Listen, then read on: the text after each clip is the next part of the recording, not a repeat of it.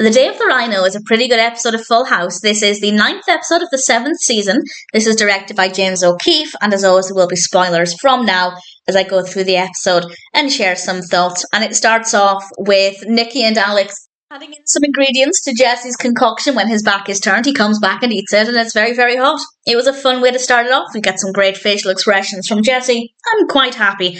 There were then 2 parts to the main narrative, and I will talk about each of them in turn, and we'll talk about Denise and Michelle first of all, and then I'll talk about DJ and Steve. I think the story with DJ and Steve was my favourite, definitely the most thought-provoking.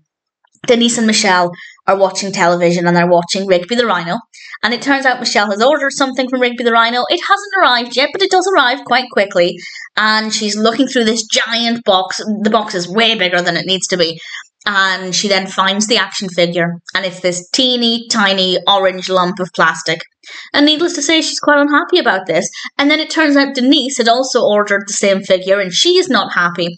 So Joey helps them. They initially try and phone up the number for Rigby the Rhino, doesn't get them anywhere. And Rigby the Rhino is actually at the local mall, coincidentally. So with Joey, they go along, Stephanie goes along as well, and they start chanting. They have the placards and they're chanting, Rigby is a rip-off. And I had a thought, but then I realised that actually doesn't really matter, because my thought was, is this actually Rigby the Rhino, or is this just a random actor in a suit played to represent the character? And I actually don't know the answer to that. Is the guy in the suit the guy who plays him on television, or is it a random actor and there would be Rigby the Rhinos at malls all across America? I don't have an answer to that. So either this is genuinely the actor who plays the character on television, in which case he is the right person to go to because he's representing this character, or is it just a random actor in a random suit, and there'll be a random actor in a random suit in another mall and in another mall? If that's the case, this doesn't necessarily make a lot of sense. So if anybody can clarify, please feel free to let me know. But either way, they're chanting, they end up leaving, and this concludes by Rigby the Rhino visiting the Tanner house, and he thought about what they said about how it was a rip-off and he was ripping off children. And he said, you're right, but it's important to me as Rigby the Rhino to make children happy. And he gives them these plushies, and he's going to send the plushies to all of the children who ordered Rigby the Rhino, which I thought was a really nice touch. And again, if this is officially the actor who plays Rigby the Rhino on television, then that would make sense because it's very much a part of who he is. Again, if it's a random actor played to promote Rigby the Rhino, it doesn't really make a lot of sense. But nevertheless, I enjoyed it. I thought it worked well. And I think there are some good messages in there about not ripping off children. I think it's fair to say that there are many, many children's toys that are advertised as being amazing. And then you get them and they're trash. I have memories of quite a few of them not really working as they should. So I think there are some good messages in there. We then come to DJ and Steve, and I love this part of it.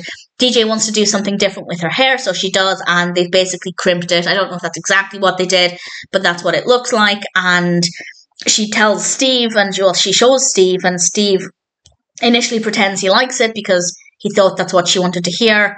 And then he said, oh, it's horrible, because that's ultimately what she was trying to get at. And DJ is confused as to why Steve lied to her. And I have to say, DJ's being a little bit naive in this episode. Surely by her age, she should know that people, not just guys, though it is guys that they're getting at, but people in general will say what you want to hear. She's being a little bit naive here, and I don't really believe it. But nevertheless, there are some good messages in this. Danny and Jesse give Steve a bit of a lesson in how to talk to women. I don't think we're that problematic. If I ask somebody, how do I look in this? Maybe it's just me, but I'm genuinely not wanting them to say, you look great. I want the honest truth because it means I'm unsure about it. If I think I look good in something, which let's face it, never happens, very rarely happens, but if I thought I looked okay, I wouldn't ask for somebody's opinion. If I'm asking, does this outfit look okay? It's because I'm not sure. And I want the honest truth. I don't want somebody to say, yes, you look great, when I'm already feeling insecure, and then it turns out I look terrible. Maybe that's just me. Maybe most people do say, how do I look, when they're asking for compliments. But I don't know. I feel like if I'm confident in how I look, I don't care what other people think, so I'm not going to ask their opinion. Maybe that's just me. Maybe the episode is actually accurate, but in my opinion, I feel like if somebody asks for an opinion, they're looking for the truth. They're not looking for a compliment. I could be wrong, who knows? And Becky and Vicky then have to give DJ a lesson in the fact that guys, it is very much split guys versus girls in this, that guys will say anything to avoid confrontation.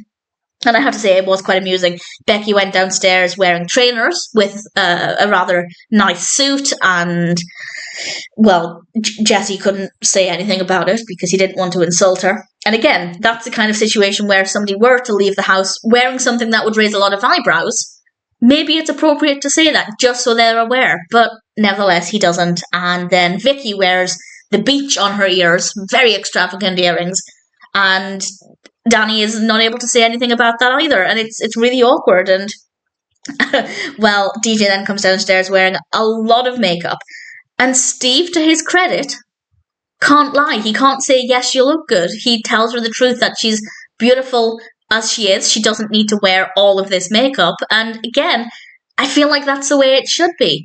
Granted, DJ looked happy with her appearance, so maybe Steve shouldn't have said that. She wasn't saying, do I look okay? She was saying, I'm really happy with my makeup, doesn't it look good? So it wasn't the right time for Steve to say that, but I appreciate the fact that he doesn't feel the need to lie to her, and I rather admired that. And as he said to the others, not every woman is overly sensitive, which amused me quite a lot, but that's precisely the point. If somebody, and again, I'm generalizing, I'm speaking just for myself, but I can only speak for myself. If somebody asks you, how do I look? It doesn't always mean that they're saying, give me a compliment and tell me I look good. And quite frankly, if somebody thinks they look good, don't ask for somebody else's opinion, because you might not like what you hear and it might affect your confidence, so don't bother. What's the point?